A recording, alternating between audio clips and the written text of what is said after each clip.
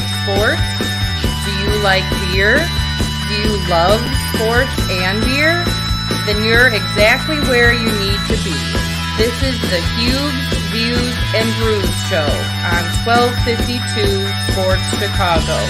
Cheers.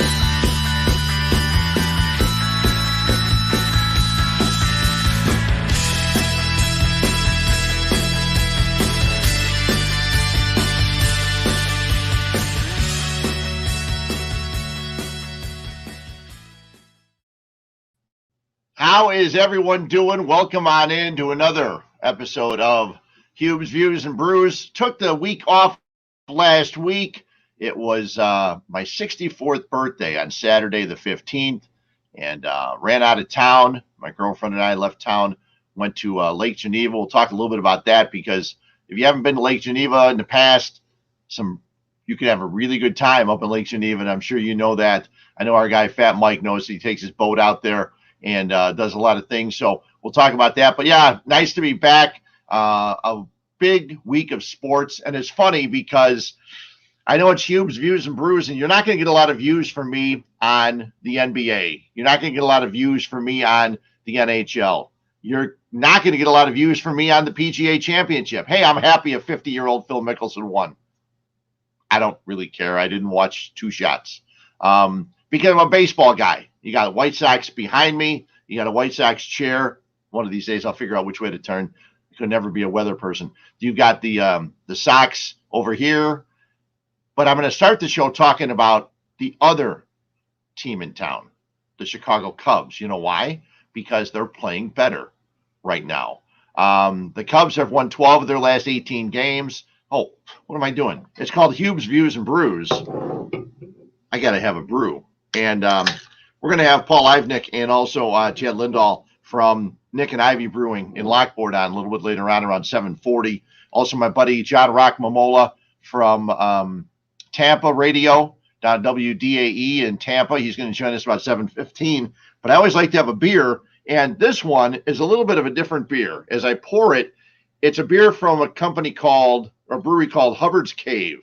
Okay, and I got this as a gift from my girlfriend's son, Jake. He likes Huebs Cave. He likes some of the stouts. This is a Huebs Cave Milk of the Murder Hornet, okay? It is a milkshake IPA with lactose, vanilla beans, and guava and passion fruit. Look at me. You look at me, you think guava and passion fruit, don't you? There's no doubt about it. So I've got like 5 of these.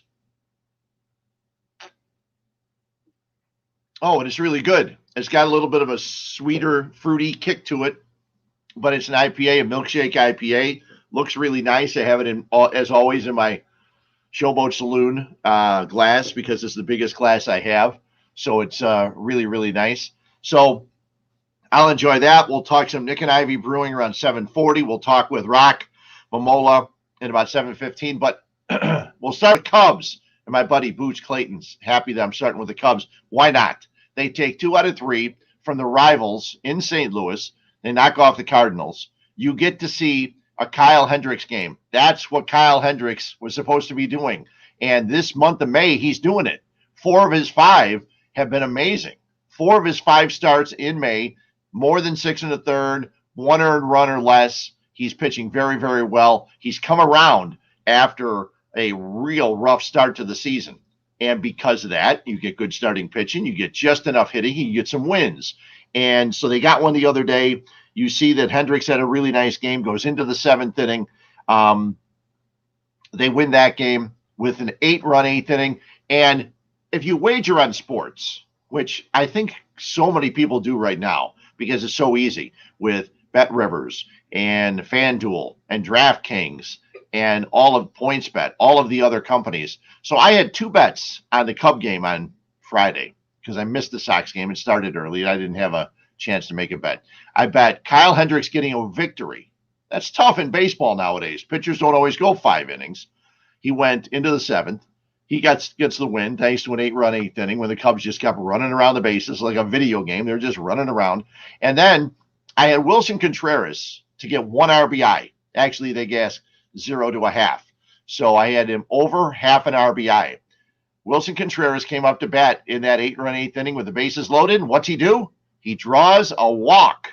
The bases loaded walk gets me an RBI, and I win a couple of bets. I'm a cheap gambler. I gamble just nothing. I gamble $5 on a wager. So I bet 10, won 25 or 30. I was a happy man. Okay. Then I went to Arlington Park on Saturday and blew that. So, okay, I'm still going to get back to the Cubs, and I'm going to talk later on about my birthday week. I guess as you get older, you have more days to celebrate your birthday.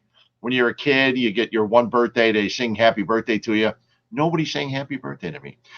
Anyway, so the Cubs take 2 out of 3 from the Cardinals. How about this? You got a bullpen of Tepera, Nance, Winkler, Chafin. Kimbrel's pitching real well. And then you also have, let me see, I want to make sure I get the other guy's name in here. Oh, you also have Thompson. And these are a bunch of no-name guys that are pitching so well out of the bullpen for the Cubs. And if they get a little bit of hitting, I thought Happ was coming around for a while. He's kind of slowed down a little bit. Bodie needs to do something. He's got to start hitting the ball. Chris Bryant is having a really, really good year. And that's what the Cubs need for 2 reasons. In order for the Cubs to be good, they need Chris Bryant to have a good year. And in order for the Cubs to be able to get rid of Chris Bryant, they need Chris Bryant to have a good year. Jed Hoyer is going to have a challenge on his hands because they need to figure out exactly what's going to happen when it gets to the trade deadline. Right now, Chris Bryant, 312, his slash line, 312, 406 slug, and a 406 on base, 604 slug. He's got 10 home runs, 28 runs batted in. He's second in the National League in extra base hits. Now, what I have said for the last couple of years, if you're not going to get rid of Chris Bryant before the season starts, you keep him all year long. And a lot of people are saying you can't keep him all year long because if you don't sign him, you lose him for nothing. That's okay. In my mind, if you think you can win with Chris Bryant, you keep him all year long. And I don't know that the Cubs have enough hitting. I'm not sure they have enough starting pitching. But in the division you're in, you can get to the playoffs with the team the Chicago Cubs have right now. Javi Baez with a big 2-run homer yesterday in the 10th inning of a scoreless game. And the Cubs hang on and win 2-1. Zach Davies, no runs, 4 hits, and over 5 innings. That was nice to see. But the bullpen is strong. They've been pitching real well. Kimbrel, an inning and a third. They start with a runner at second base in that 10th inning. Wild pitch goes to third. He ends up scoring on a sac fly, but he goes an inning and a third, unearned run, a walk, 2 strikeouts. That's all good. He's got an ERA of 0.95. He is another guy that you need a closer if you're going to be in the playoffs. But, and I take this from Jesse Rogers, my guy, following baseball for ESPN 1000. Kimbrel is the guy that you would likely get rid of as the trade deadline gets here, because every team is looking for a closer. And the way Craig Kimbrel's going, you may be able to get something moving a closer like Kimbrel. Look what the Cubs had to give away in order to get Aroldis Chapman in order to win the World Series back in 2016. Maybe you can get some players, some key young players from other teams, and that would be nice. And as I mentioned, young players, something the Cubs have had a serious problem with over the years is developing starting pitching. I got to tell you, what I've been seeing from Adbert Alzolay all season long has been tremendous, okay? His ERA is around 4, but he's pitched very, very well. It seems like he has pitched well enough, and has 1 inning. He'll go 5 innings. The 6th inning struggles a little bit. He'll go 6 innings. 7th inning, he'll struggle. He'll go 4. 5th inning, he struggles. He is right there on the verge of becoming the first guy that the Cubs have drafted and developed in their farm system for their starting rotation. You look at the rest of their starting rotation, it's all guys they picked up from other places, especially this year. Zach Davies, Trevor Williams, Kyle Hendricks came over in a trade from Texas, and we know Jake Arrieta the first time came over from Philadelphia, and then or from Baltimore, I'm sorry, and then he comes over after being in Philadelphia for a few years. So Craig Kimbrel, let him pitch as much as you can. Let him do as much as he can for the Cubs as the season goes on. Keep them in this race in the Central Division of the National League, and then see how things go come trade deadline. Maybe they can come up with a couple of players. The White Sox, let's see. They got some good players when they traded just Jose Quintana. When Chapman went to the Cubs, they traded Gleyber Torres, the Cubs did. And I'm damn pissed about the Cubs trading Gleyber Torres to the Yankees because this week and Friday, Saturday, Sunday last week, Gleyber Torres killed the White Sox. He is the only guy that really put up numbers against the White Sox over the weekend. He was driving in runs all weekend long. Scoreless games. Who drives in the first runs? Gleyber Torres. Who drives in the next runs? Gleyber Torres. Every time he was up, he was driving in runs. Why did the Cubs not save him? I know. You wanted to win your World Series. You brought in Aroldis Chapman. It all seemed to work for you. White Sox get swept in New York. Carlos Rodon and Jordan Montgomery, one of the greatest games you'll see in baseball. If you're a fan of baseball, Friday, you saw two pitchers struck out 24 guys, walk nobody, give up no runs. It was an unbelievable game. Rodon, 13 strikeouts, 6 shutout innings. But the White Sox bats have been quiet. They were quiet for a while. They opened up a series I'm watching right that way. I'm watching my TV as the Sox have just opened up a series with the Cardinals. After the Cardinals lose 2 or 3 to the Cubs, they're at guaranteed rate. The White Sox a game and a half up on Cleveland. The bats went quiet, as I said. 6 double plays in the last 2 days for the White Sox. Yermin Mercedes had 2 hits on Friday, bounced into 2 double plays on Saturday when the White Sox hit into 4 double plays in the first several innings. 2 more double plays yesterday. Thank goodness for the long ball. Abreu goes deep. Grandal went deep. And how about Andrew Vaughn pinch hitting and taking Aroldis Chapman deep to tie the game in the 9th inning? What a great highlight for a young kid like Andrew Vaughn, who now has 3 home runs. But taking Aroldis Chapman deep at Yankee Stadium, taking him to right center. What a great ball that was. It was so much fun to see. The White Sox now back home. They get St. Louis for 3 days. Then they get the Baltimore Orioles, who, whenever you see the Baltimore Orioles play, there's one guy I want you to cheer for every single time you see him play. That's Trey Mancini. Trey Mancini dealt with cancer last year.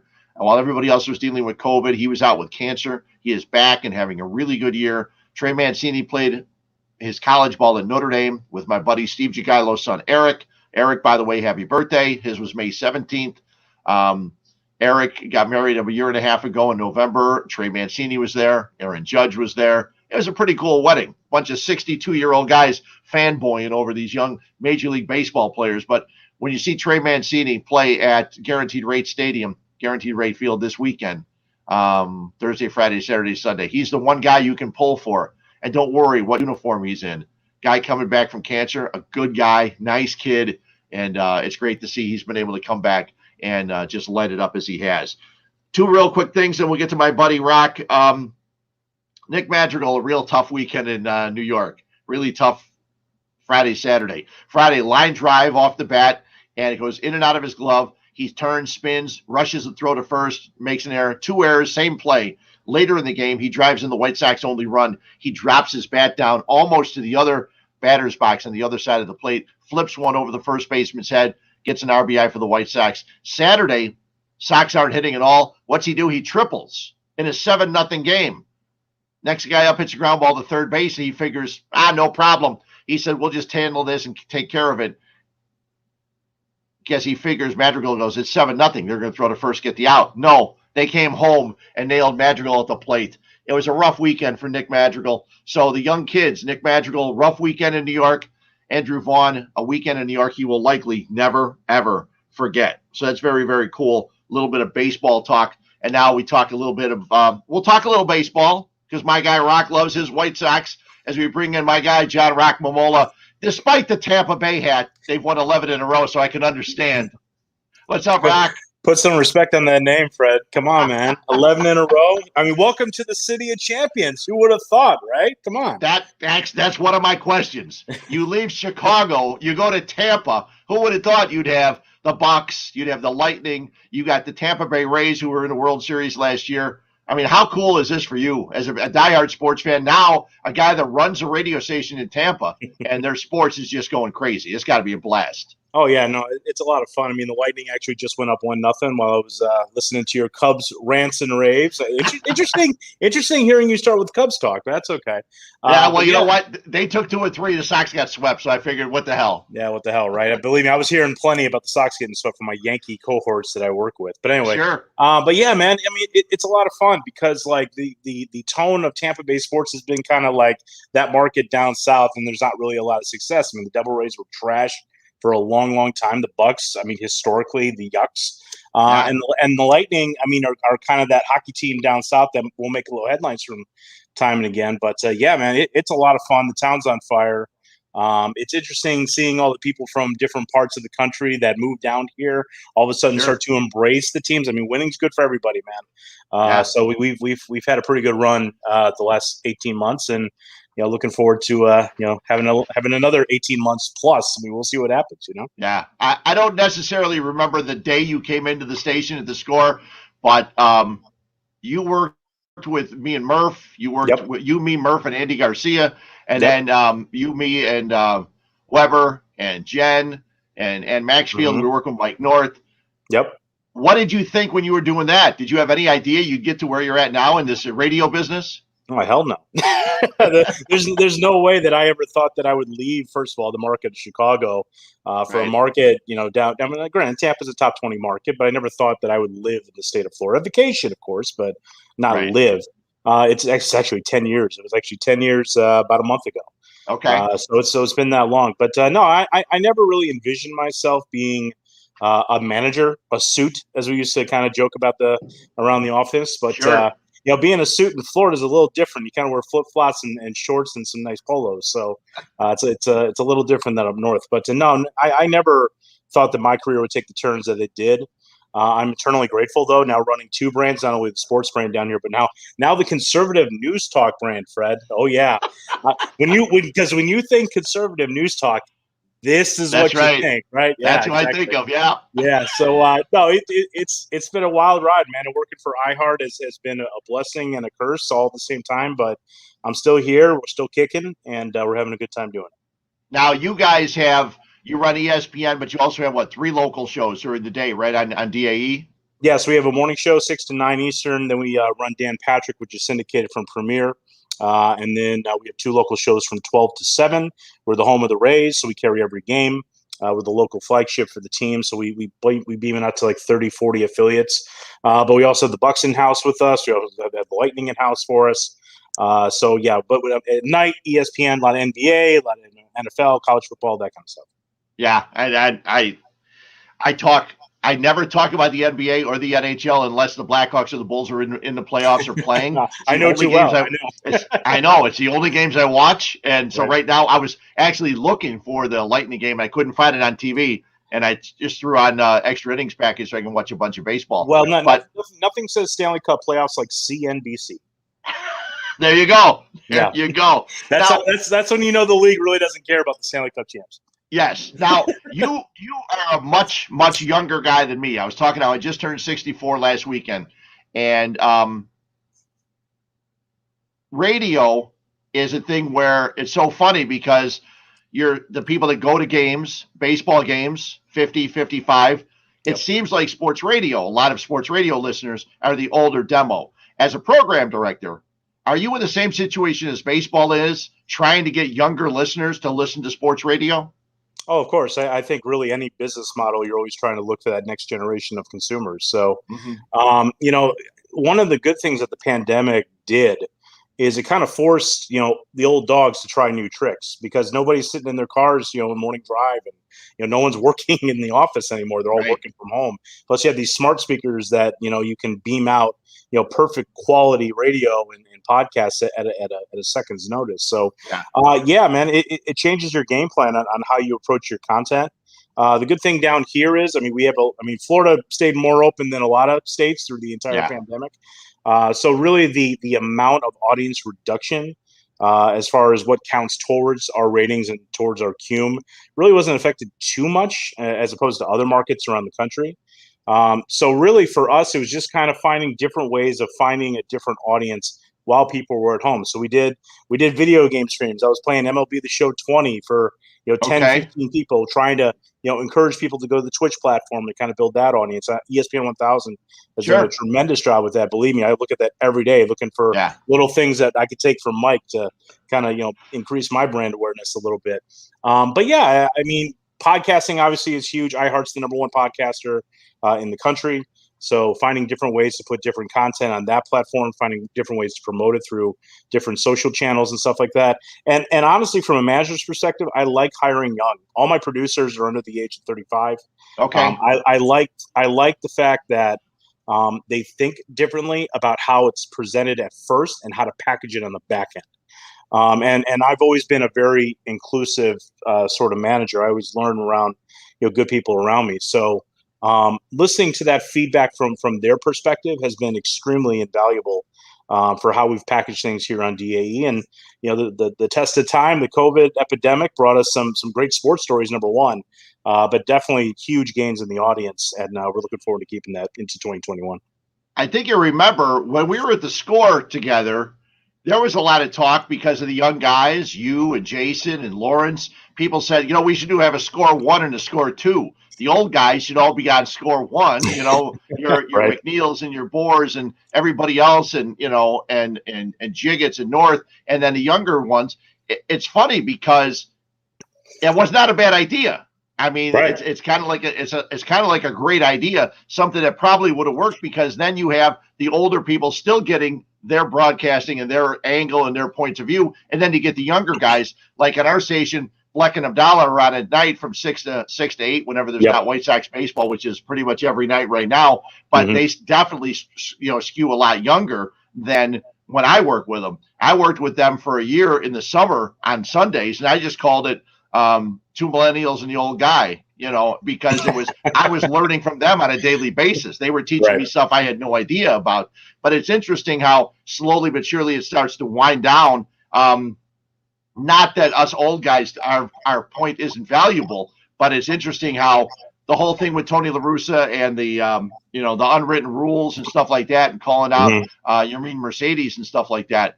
Yep. I'm from the old school where, listen, I don't care about the new rules, old rules. He called him out because he missed a sign. You can't do that. I don't care where you are. But the young people don't care because they never looked at that part. They just said, oh, he's old man. He doesn't understand. But technically, when it comes, and even as you as a PD now, I'm sure I know when you were working, you weren't huge on rules, but now you lay down those rules. So rules need to be followed, right? Rules do need to be followed, but there is a little bit of give and take with certain things. I mean, look, we're all here to do the same thing. We're all here to have fun. We're all here to have success. I always think that the best sports radio is generational sports radio, where you have that younger voice in the room with the old dogs. Right. And that's another reason to hire young producers, is because I want them to almost, make my talent who have been through the games and, are well into their 50s and 60s and are those old school guys, which, by the way, are still extremely valuable to the success of sports radio brands. But to make them think a little bit differently or challenge them a little bit differently. The fact that I can get a 65-year-old man to watch every single Rays game and go back and forth with his producer on social media is a huge win, because it expands the brand overall, because you have big name talent combining the conversation with the young stud, and then it makes it an overall better presentation, both digitally, on demand, and on live. But yeah, man, I think overall every business model is always looking for that younger kind of demo. Now, sports radio, it's still one of the more viable formats in radio. Some of the most successful podcasts, which, by the way, are just on-demand radio, are sports podcasts. I think the Barstool model has been extremely successful for a number of years, and you have the Outkick stuff that has been successful for a number of years, and it's only continuing to grow. So I think having a good balance of that young and old is going to be really good to any success for any brand. But I really think that, to force that dynamic, though, as opposed to just encouraging it, it works a lot better just by encouraging it. One more radio thing before we talk about our White Sox and also some other stuff from back in the day. I was talking to someone about a day that you and I had years ago. We'll talk and see if you remember this, but you mentioned twitch.tv, which we are now on twitch.tv here at 1252 Sports. Nice. So we're on twitch.tv. So that's very cool. And I play MLB The Show. It took me a while to figure out how I could get your mean Mercedes. For some reason, it took a while. They had to have an ad on it, and then I figured it out. So I started my season over again. There you go.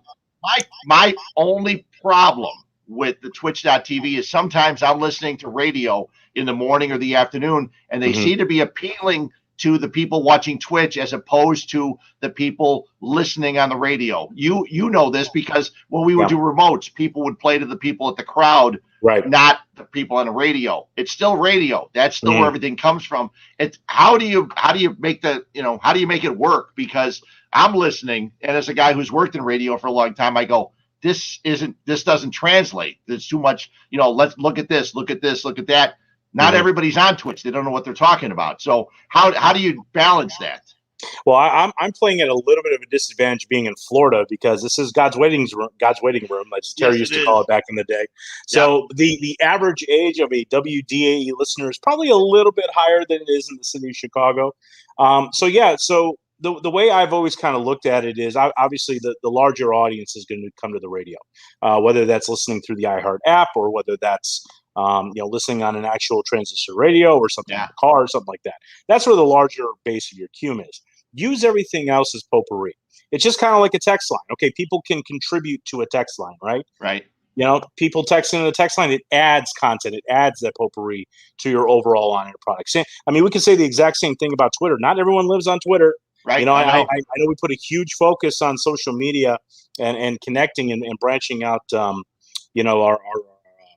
effect on what we're talking about, but use it as potpourri. Put up a poll, that's fine, but use it as a tool to make your on-air content better. Because at the end of the day, what matters on your paycheck, what matters on your contract, what matters to the revenue, basically generation of the radio station is what's coming through the speakers. Yeah. So we got to make sure that, that is first and foremost, and we're not stuck in some digital realm where the guy sitting in his Oldsmobile is like, I don't know what the hell they're talking about, so they tune it out.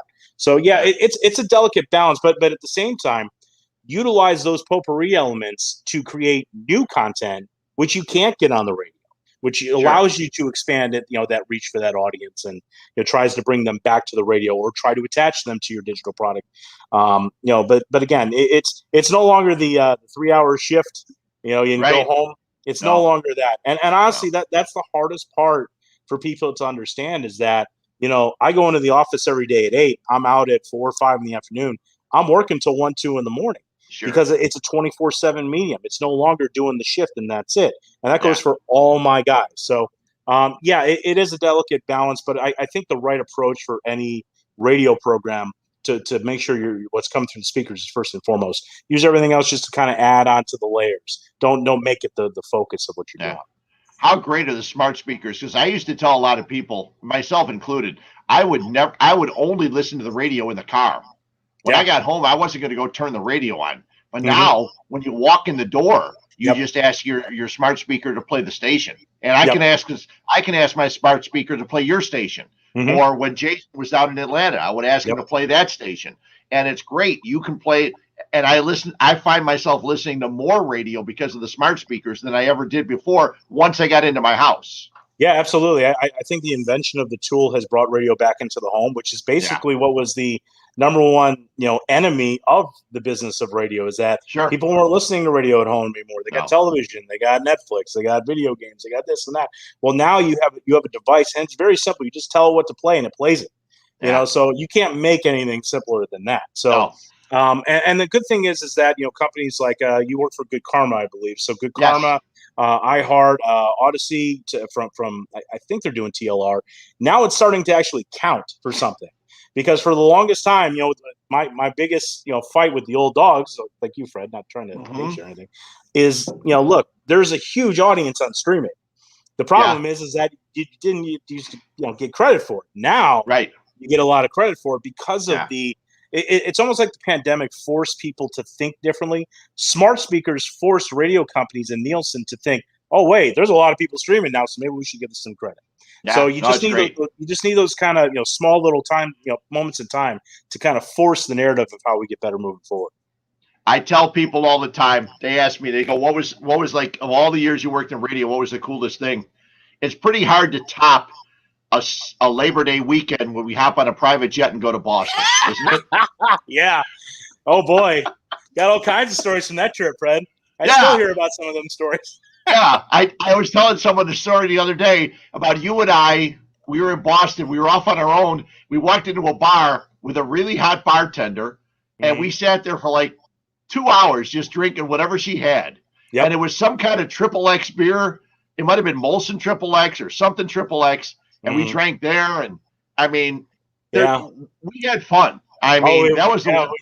We had fun. I'm glad I survived after getting mugged on the first night. God, it's funny. That was the first weekend that me and my now ex-wife started living together. Okay. So I got a lot of crap from her because she's like, well, wait, I just moved in. We just started dating, blah, blah, blah. And now you're going to Boston for a 5-day bender with North. Right. You know, so it's like, yeah, I mean, it's a once in a lifetime experience, you know? Yeah. God, the Fenway Park stories we had, it was Yankees, Red Sox, and God, what else? We had remember the Bobby Jenks stuff. Remember the Bobby Jenks stuff? Do you remember that? No. Oh my God, that might have been you. That was you, Jen, and that was me and Jen. That was because the White Sox were coming into town that Sunday night to play the Red Sox for Monday night, and we got word that the Sox were going to be attending a bar with some of the Red Sox players because Jen had great connections. So we got back. We got up on the DJ basically platform for the entire night. Here comes Josh Beckett and Bobby Jenks and Scott Podsednik and blah blah blah. And all I remember is it got to like 4:35 in the morning, and we're in some bar like in the basement, and Jenks is like drinking something off of a. I do remember you telling me. Yes. Yeah, like a serving tray. Yeah, and the very next night he blew the safe. And I told North, I was like, man, watch, you got to bet money on the Red Sox because I'll tell you, if they put Jenks in, he's gonna mess it up. Sure, he did. It's a lot easier now. I remember how we started our day every day in Boston. We started with those Bloody Marys down in the bar, in the hotel bar. Yeah. It was a good time, man. Oh, it's unbelievable. Okay, before I let you go, our White Sox. I know that despite your Tampa Bay hat, you still follow your Sox on a daily basis. Any thoughts on what they've got going this year?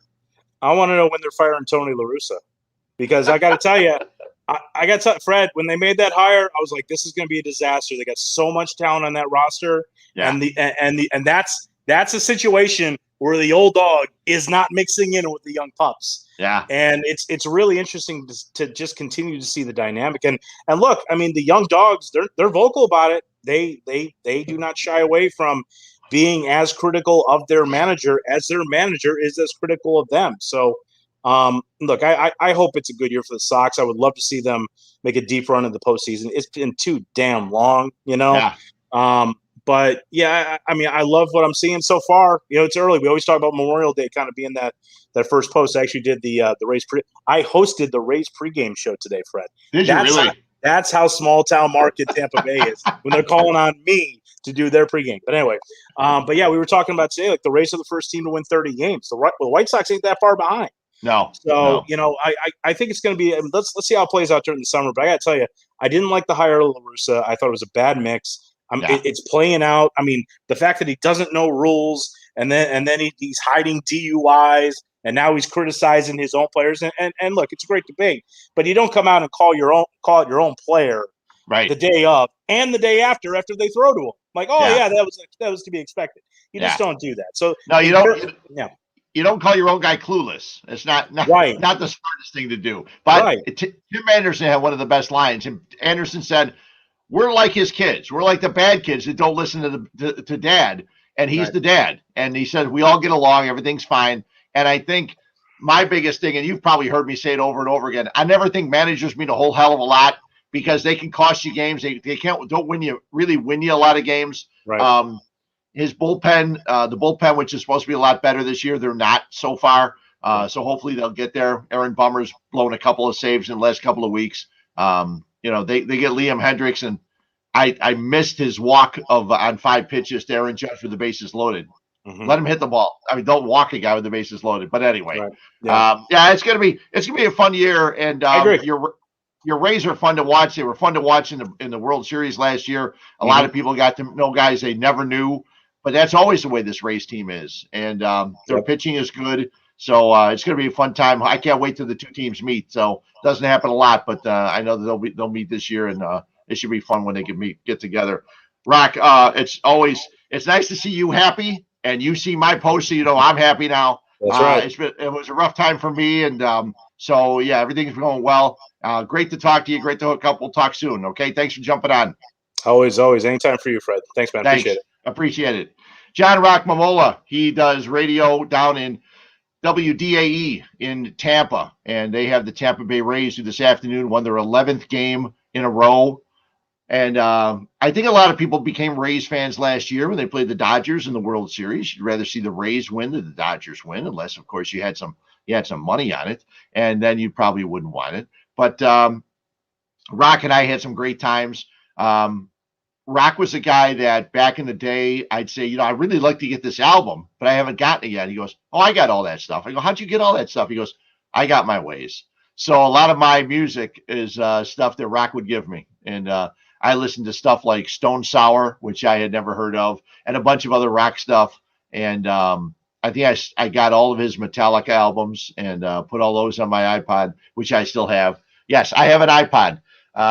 I'm old, but I do listen to music and a lot of it, and Metallica and everything else. So a great hooking up with him and the days we had. And for those who, I just glanced at the story, but when I worked with Mike North, and we're going to get North on here in a couple of weeks, and we may have to take a long show that week because between Mike and I, we have tons of stories.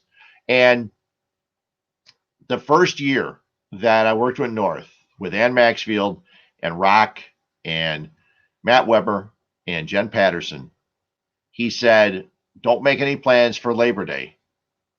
He took us on a private jet to Boston for the weekend, a 5-day Labor Day weekend on a private jet to Boston. Nice hotel. We're right there near Faneuil Hall. We're stopping and eating great seafood. Rock and everybody else went to the Red Sox game.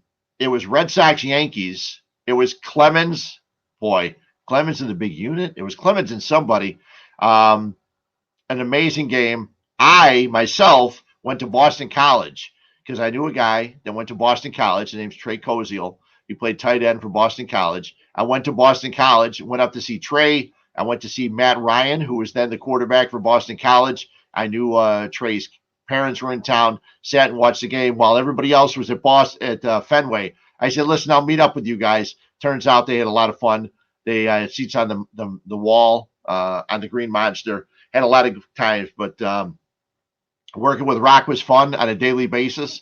His rejoins were tremendous. Those were the days. People ask me. They said, what do you miss? I miss working with Rock, Matt Weber, Jen Patterson, Mike North. Those were great days. That was a lot of fun. And I have fun now. Guys I work with Brian Hanley on Saturdays, Mark Zander on Sundays. Young guys. We talk about young people. Tyler Rocky, the guy that is our producer on Saturdays and Sundays, 23 years old, a Syracuse grad. And, boy, we got to get as much as we can out of this guy because he's going to go places. And it's really nice. But it's great to see young people coming up in radio who understand radio, love sports, and are going to go places. And it's fun to work with those kind of people. Rock, who knew Rock was one of them? And all of a sudden, Rock is right there running a station. And 2 stations. Okay, if you knew Rock, the last thing you would think of Rock would be a guy running a conservative talk radio station. Hell, you'd think of me before you would think of Rock running a conservative rock radio station. So that was great talking to him, checking out all of his stuff. WDAE, and the Lightning can advance to the next round with a win today. They're up 3-1 on Florida. The Bucks win the Super Bowl. The Rays have won 11 in a row. I guess sports down in Tampa, not too bad for those people down there getting ready to move on to the next, move on. It's called Huebs Views and Brews. And as I drink a milk of the murder hornet, from Hubbard's Cave, we bring in our next guests, and we've got two guys coming on. Paul Ivnik and also Chad Lindahl from Nik Ivy Brewing. Guys, how you doing tonight? Good. Yeah, doing good. Yeah, you guys look great. Nik Ivy Brewing, I had a chance to get out there, not one, not two, but 3 or 4 times, and you guys are doing some great stuff with the beer you're making and the brewery in downtown Lockport. Paul, let me start with you.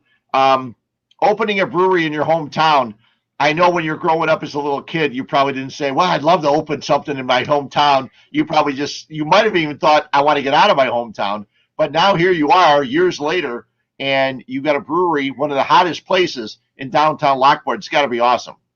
Yeah. I mean, you nailed it. Like, growing up, Lockport was a real small town. I think I remember the first time I ever noticed the population sign, when you go into town, yeah, it was like 11,000 or something. But now it's I think we're up to like 26, 27. We'll be a little bit more when you move into town. Mm-hmm.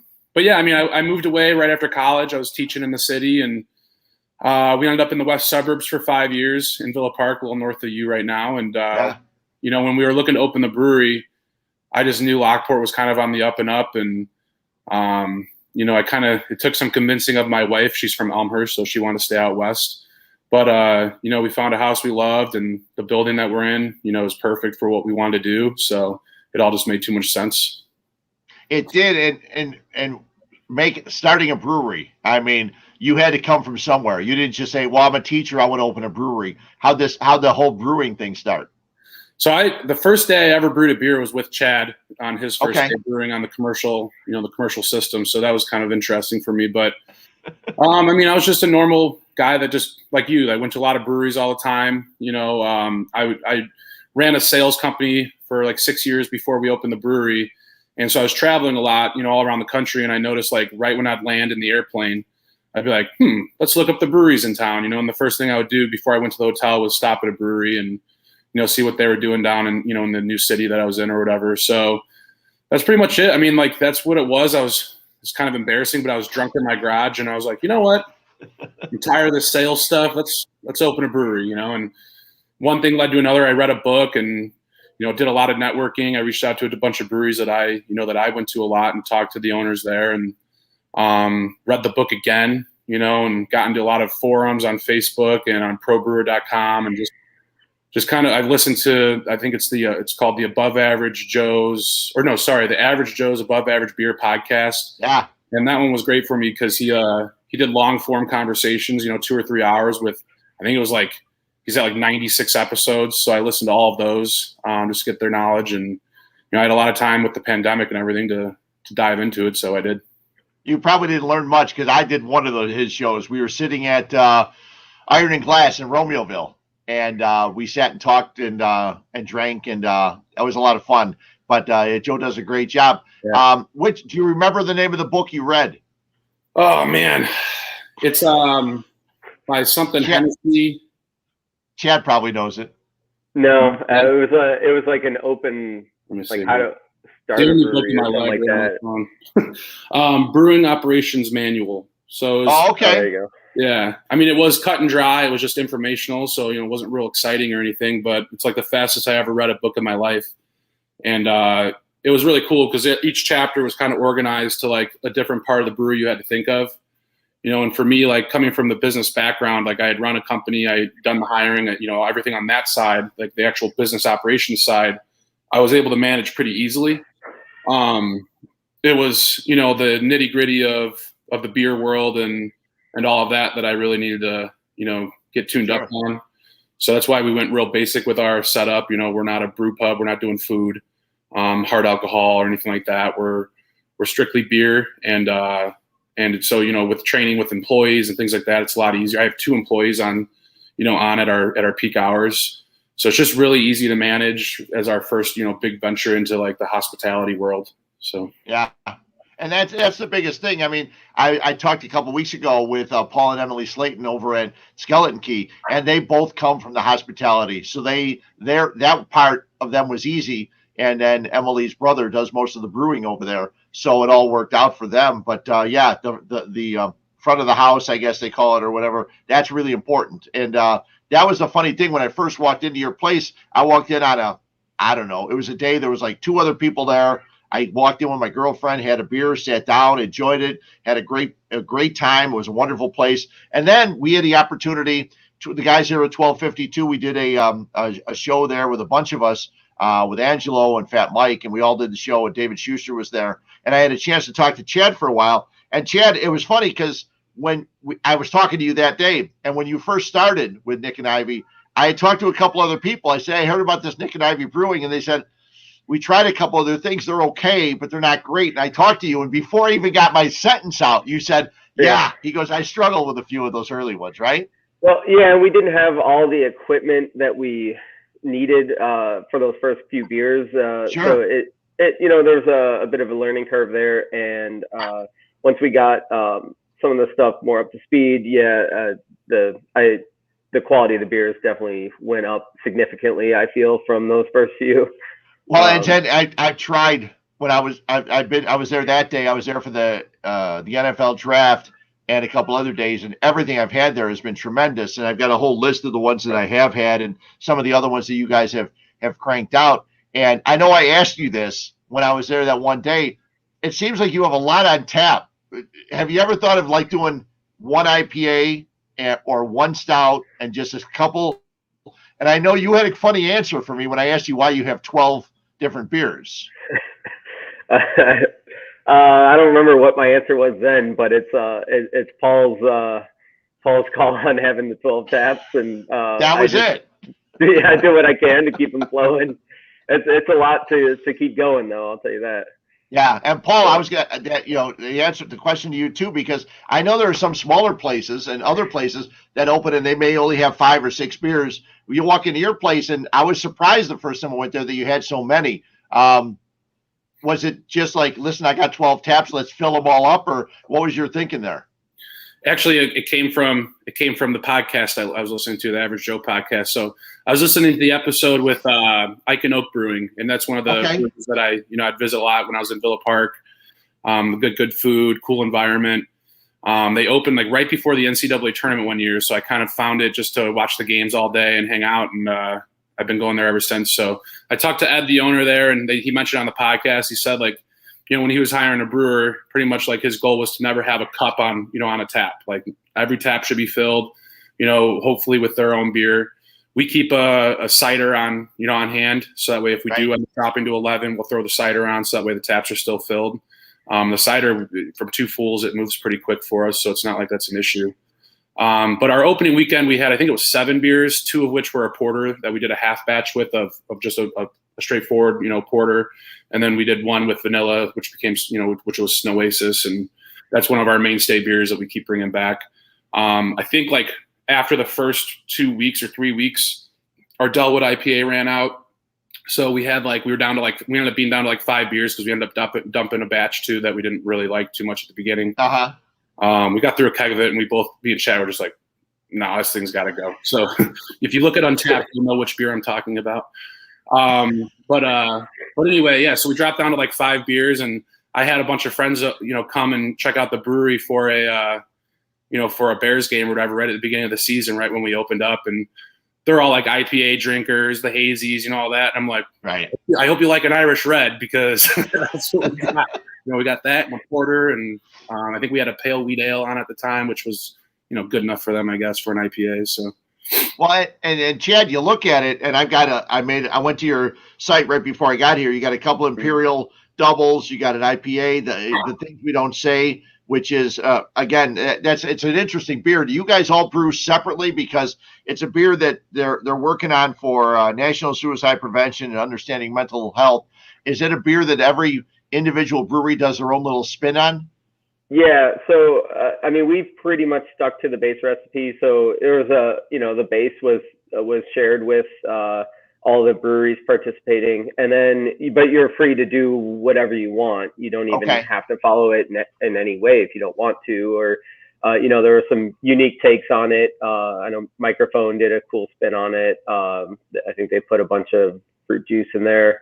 There's been a couple other cool takes on it. There was a non-alcoholic version, a cider version, a lager, pretty much however you want to do it.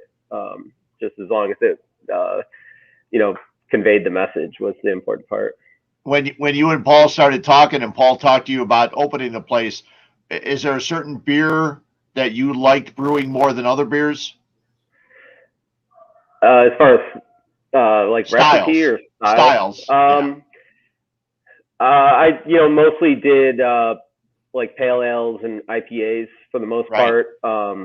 My setup at home, I wasn't able to lager too much, so I only did a couple of lagers. I've actually done more now at the brewery than I did home brewing, but mostly pale ales and IPAs. For those who don't understand, explain the difference between a pale ale and an IPA, because it's not that different, is it? Yeah, it's not really that much different. I mean, the IPAs are typically they're going to be hoppier, usually a higher ABV. They typically have a little bit maltier of a backbone to them to help support that hoppier bite and the bigger hop profile on them. But that's pretty much. I mean, they're both pale ales. Right. So. Right. Paul, I'm looking at the site, and every week it seems you got another fundraiser in the community, and that's got to be awesome. Not only for your place that you're bringing more people in for fundraisers. I know you did one for the Lockport junior football team, and you've done one for, you had, I know you had the community, what the hell's it called? Yes, we were there one day, and so you had stuff. So that's got to be awesome, but it's got to be fun because you're able to do fundraisers, get people to come out to your place, and not only for them to do the fundraiser, do all the other things, but also to experience your place for the first time. That's got to be wonderful for you in a couple different ways. Yeah, I mean, again, you nailed it. Like I was actually approached. So we have like a founders club or whatever. So it's essentially, it's like $200 a year, and we offered it in December of last year. Right. And it's like these guys, and gals, perks throughout the year, bigger pints, when we pour, percent off to go stuff, just all sorts of different stuff. And one of the members of that reached out to me about Tap School originally back in, I think, March. And we did our first fundraiser with them on a Wednesday. And normally on a Wednesday, the way you described it when you came in that one day, there's a couple people in there in and out. Yeah. And it's okay. It's worth it being open, but it's not paying the bills and, getting it done. So, when he decided to do that, I was like, sure, I'll bartend. Every tip I make while we're doing the fundraiser, we'll go back to you guys. We gave $1 per pint back, and then we gave $1 per 4-pack back. And they raised, in the 4 digits. All three fundraisers we've done have been really successful for the program. And we have another one coming up on the first Wednesday in June. I think it's June 2nd. And that's the center. Just so people that are listening to understand, I've been to most of the breweries in the area. And there are days I can walk into almost any one of them and be like one or two of the only people. That happens. Right. It's not like it's tough. It's not an easy thing because you open up at 3. Well, I think you're open up at 3:00 every day, Monday through Friday, and 11:00 Saturdays and Sundays. And when you open the door at 3:00, I used to work in a bar. We or at a regular restaurant, and from 3 to 6 sometimes, not necessarily the busiest times, but the people that want a beer would love to have you open. So It's really a key to be open that time of the afternoon. How did you come up? It's a silly question, but how did you come up with opening at 3? I mean, you're busy earlier in the day. You're going to be there all night long. So that's probably another one of the reasons. Yeah. So opening at 3 was more so the fact that Lockport downtown doesn't have like a huge lunch rush. Okay. So we're not going to feed off of, the other restaurants too much during the day. Also just practicality with the brewing schedule. Chad, he's in an open area to our seating. So, when he's boiling the brew, which usually is like 11 o'clock, Chad? Yeah, I try to have it boiling by 11.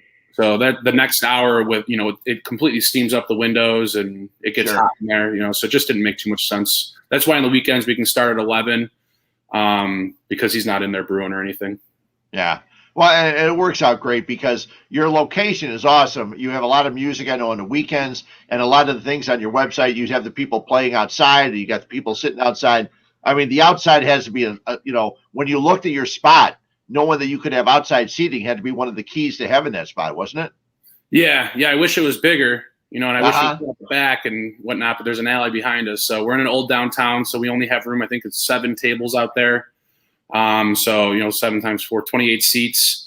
But it definitely helps. And during the pandemic, when we shut down our inside for a few months, we were able to. The city actually bounced out, the parking, cut out the parking with those cement blocks, and brought us a bunch of picnic tables. And so for our opening weekend, we went from having I think it's 15 seating areas in our actual tap room, when we're at full capacity, to having 20 tables outside, because we were able to go kind of around the corner and in front of a couple businesses on our street.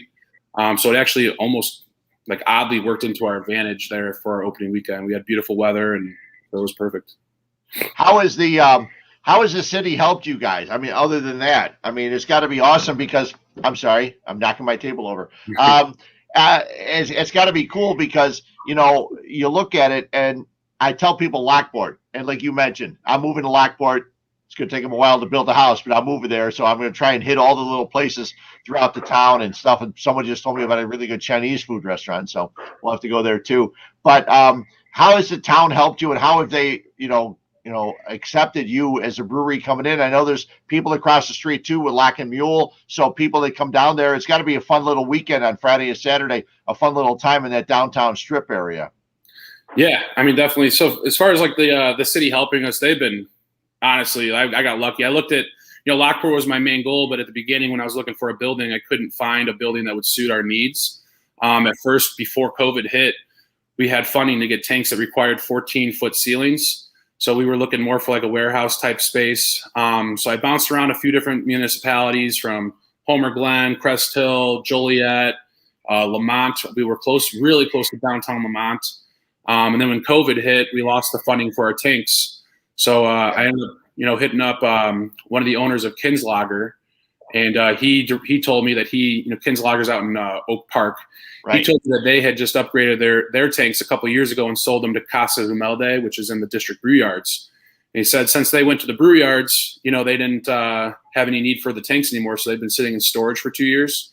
So I met up with those guys, and I'm actually paying them. I'm essentially renting the tanks right now until I own it. They let me go on payments without a bank involved or anything. So that saved me. And because of that, the tanks are only 10.5 feet tall now. So we were able to go into this building. This was the first building I reached out to talk, to the owner, to talk about moving into.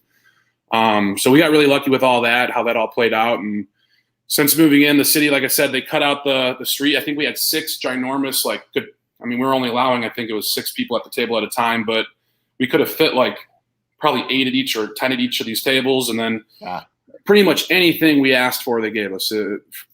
Heaters. I got these space heaters for the basement area that didn't do anything. So Chad was just yelling at me today about getting rid of them out of the office to take too much space. They got us more tables. The black tables that are out front now were from the city. They reimbursed us literally for anything we needed. They've been tremendous. Yeah, that's got to be amazing. I'm going to ask you a silly question because this is a question you guys always probably get asked when people know you're in a brewery. I'm not going to ask you your favorite beer, but I'm going to ask you your favorite styles because, like I said, I'm drinking a milkshake IPA right now. People ask me all the time, and I'll say, listen, I got into this because I was drinking Miller Lite, and then I went from Miller Lite to Guinness. I went from Guinness to Hackershore Weiss. I went to a bunch of different kinds. And then when breweries started, I did similar things to what you did, Paul. My wife and I back in the day, we'd go on a vacation in Arizona, and I'd have a list of 4 different breweries. Okay, I want to go to Four Peaks. I want to go to Scottsdale Brewing. I want to go to Goldwater Brewing. I'm going to go to all these. We had a deal. I didn't like the pool. So I said, every time we go to the pool, we have to go to another brewery. So she went to the pool 4 times in 5 days. We went to 4 breweries. It was fun. A good deal, nice little trade-off. Okay. What is your favorite style, both of you? Let's start with Chad. What's your favorite style of beer for you to drink and then also for you to make? I'd have to go with just a crisp lager on both of those. Just that's my go-to. The Vienna lager that we have on now is one of my favorite beers. I think that I've brewed that I enjoy the most drinking. And then it's kind of the challenge with brewing those. There's nothing to hide on them. You have to be pretty much spot on all the way through. And any flaw will show. So I kind of enjoy that, but it stresses me out a lot too. So it's kind of a love-hate thing. But and Paul, before I get to you, Paul, I think Chad and I think we talked about this because I had a chance to go to Goose Island about 3 or 4 years ago, and that they told me one thing. They told me was the most important thing in brewing was to have the tank super clean before you put your next batch in, because they said any little piece of anything, a little thing of bacteria is going to ruin a whole batch and a whole thing, and your whole day is ruined. But they also said, and it's funny too, because you hear so many people, oh, you're drinking a Bud, you're drinking a Miller, you're drinking this. Those people that crank those out, you guys respect them because, like you just said, they have to be the exact same beer every single time they brew, no variations. They have to taste the exact same every time. That's not easy, is it? No, yeah, and especially at the scale those guys are doing, and at multiple locations. I mean, that's a different world, but. Yeah, as far as the cleanliness, sanitation, I mean, that's number one. It's not your recipe. It's not, it's number one is sanitation. Right. Number two would be process, and then ingredients and recipe and that kind of thing. But yeah, number one, cleanliness, sanitation, absolutely. Yeah. And other than when Fat Mike's there, it's usually really clean. I don't let him in my area. It's funny because he's like in the background and behind the scenes, and he's right now swearing at me right now. But Paul, so what's your favorite style to drink? I mean, I'm really loving the lagers that we're putting out, but I'm still a traditional, just IPA, straightforward West Coast, IPA. Yeah. Our Delwood IPA is our flagship IPA. It comes back out hopefully this Friday, but I'm thinking now it probably won't make it, right? Yeah, for the Chad's face. So anyway, so probably out early next week. But yeah, that one's, we've gone over 3 different recipes for it. This is the one that, the last batch of it is the one we settled on to keep going forward with and make the actual beer. So it's just a clear, traditional, piney, citrusy IPA. It's delicious. That's great. One last thing before we go, because you mentioned that when you were looking for the place, no kitchen, no food, none of the other stuff. How do the people go about it? Because I was looking at your site and you're working on a deal to try to have people be able to get food while they're sitting at your place. Yeah, so I reached out because I know there's apps out there that connect restaurants with local bars and breweries, and so I reached out on one of the forums I'm on Facebook. It's a craft beer professional forum, and asked, what people are using. And this company reached out to me called Hey Porter, and essentially they haven't been in a brewery yet. They started out doing like food halls. So a food hall is essentially like a fancy cafeteria, or not cafeteria, like food court. Right. So their idea is that they would, you would sit down with your friends at a table, and rather than all your friends disperse and go order food at different places and bring it back, you could just scan an app and place your order from your phone, and then that place will bring it to you. And so we were like, why can't we just do that in the brewery with the local restaurants around us? So right now we have 4 restaurants signed up. The brewery across the street, Lock and Mule, will be our 5th. They're in the process right now of getting their menu all set up and good to go. So yeah, from if you're in our establishment, you just scan one of those QR codes with your phone. It takes you to our online menu. You pick which restaurant you want to order from, and you can order from all 5 if you really want to. And it'll ring it up under one bill, so it's only charging the card one time. That then sends a signal out to those restaurants. It prints a receipt for them in their kitchen, and then the delivery charge is covered in the cost. So it's you're not going to have any of those crazy like Uber Eats fees or anything like that. Obviously, tip the delivery person, and you got food ready to go in our business. Cool. That's going to be a lot of fun. Before I let you go, Chad, what's the one beer that you haven't made yet that you're probably going to tell Paul, listen, I want to try this next? Is there one out there that you're about ready to try besides the one you're going to crank out Monday or Tuesday? I have a couple kind of on the back burner that we'll eventually get to. But we got Fat Mike's beer coming out here soon. That's right. And then we're supposed to do one for you too. I know. Supposed to collab. and figure out what kind of beer you want to brew. That's one of the problems. I'm sitting here asking everybody else what their favorite beer is. And I'm sitting here drinking a milkshake IPA, and I like the pale ales, and the lagers are great. It's tough coming up with just one that you'd like to have your name on. It's a tough thing.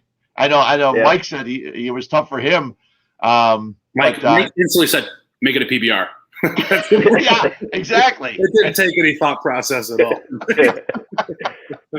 Yeah, it's not easy because, like I said, I asked the questions, and it's funny because after drinking the stouts and the high octane stouts, you go to Fobab and all that kind of stuff, and then you drink the milkshake IPAs, and you think about it, and the pale ales and the IPAs are like usually come down to what you can sit and drink for a little while. Kind of like your session IPAs where you can have 3 or 4 and still be able to walk through and walk out of the restaurant and things like that, or walk out of the brewery. So I think it's probably going to be some kind of a pale ale, but we'll figure out something because I'm eager to do it. I'm eager to try Fat Mike's. That'll be fun. Yeah, we just I just talked to the label design guy that we hired to do all of our labels. So he's aware of your beer coming. Yeah, I was like, we don't have any idea what it's going to be yet, but we're starting the label and everything, and going to have it ready to go. So we got to definitely put pencil to paper and get this going.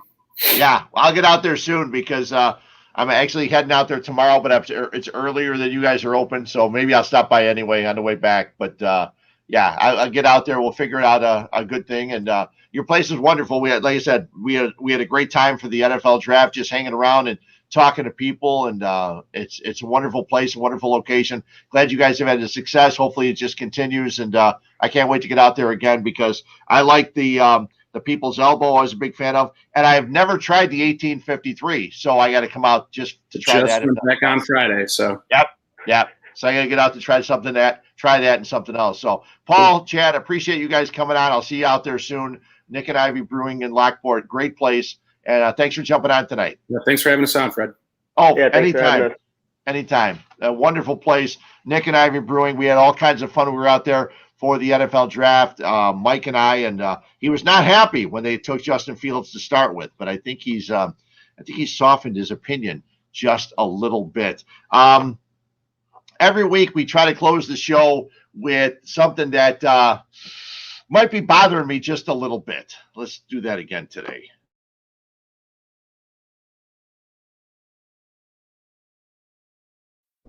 Well, maybe it's just because you're ugly. Ugly? You gotta be kidding me. Oh, come on! Time for What's Up Fred's Can on 1252 Sports Chicago. Okay, 2 things bother me. I mentioned these on ESPN 1000 on Sunday morning, but I don't expect everybody to sit and listen, and hopefully they listen here. With 1252 Sports Chicago and Huebs Views and Brews. I'm driving to work on Sunday morning. I'm driving down 75th Street in Darien, and I'm driving towards 83. And as I'm driving, there's 2 lanes I'm driving in. There's a left lane, right lane, and there's a left lane, right lane going the other way. And there's 2 ducks, a male duck and a female duck, and they start to cross the road. Well, they just started crossing. I'm in the far lane. I go on the shoulder. I pass them. No problem. I'm looking in my rear view mirror, and there is a man. I don't know if it's a man or not. Could be a woman. Could be a kid. I don't know. In a white Nissan SUV, and he never slows down. One of the ducks flies away. The other one he hits. What's wrong with people? Really? You're in that much of a hurry at 6:45 on a Sunday morning? Are you late for church? What's going on? I'm not like the biggest animal lover. My girlfriend Linda has 2 dogs. I love dogs. I used to love dogs at other people's houses. As we progress over the next year or 2, those dogs are going to be in my house. But for anybody to actually not slow down and run over a duck in the middle of the road who's crossing the street, just a complete ass. Unbelievable. I could not believe it. Now, the other thing I have a problem with, and I work with Mark Zander, who's been in music radio forever, okay? When I go to concerts, when I would go to Todd Rundgren, I'd go to see Jethro Tull. I go to see Jeff Beck, but there's no singing, just instrumental guitar. I go to see other groups. When I go to a concert, I pay money. I'm going to see Genesis when they come to the United Center in November. When I go to see Genesis, I want to see Phil Collins singing the songs. I don't want to see the person 2 rows in front of me singing the songs, or the person behind me, or the person sitting 2 seats away from me.